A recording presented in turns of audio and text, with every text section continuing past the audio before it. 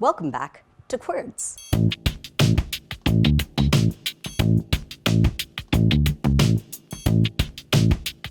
Drag is one of the most visible aspects of queer culture. So this month, special guest, Master Cameron Eric Leon, will be teaching us all about drag.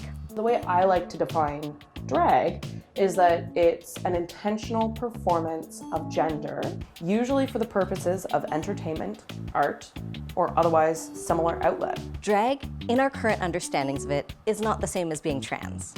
That being said, there are many trans people who do drag, and people might get into drag as a way of experimenting with gender or gendered expression. A few of my favorite labels that I've heard for people who perform non-binary drag, that is to say their drag persona is neither male or female, are terms like drag thing, drag entity, drag queen, and the list goes on. A big part of that is that drag itself is challenging gender norms and concepts.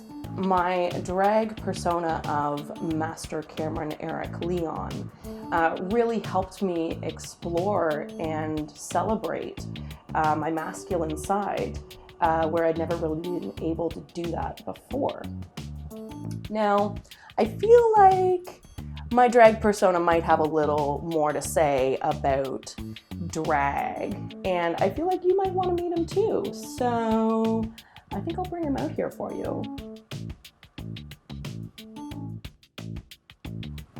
Oh, hello. I'm Master Cameron Eric Leon. I believe you were just talking with Cameron, but I'm the master. So one of the things that we've been talking about in drag is the different ways you can embody different genders. So when I started doing drag, I thought that as a drag king, I had to be the embodiment of traditional masculinity. And a lot of that came with sort of more negative aspects of masculinity. And it took me a while to unpack that and realize that that wasn't the type of masculinity that I wanted to portray. I decided that I wanted to do more joyous masculinity, shall we say.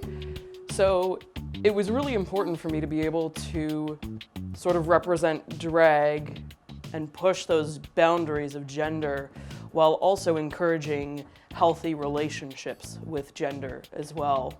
Drag is and should be what you make it. Drag performers have a long history of activism, and drag performers have a long history of being the people raising money for important to us LGBTQ+ causes or healthcare costs. One thing you can do to support drag performers is to go to local shows. And remember that drag performers are people, so treat them accordingly. Don't touch them without their consent or treat their bodies as objects. And as always, remember to be kind and treat everyone with respect and compassion.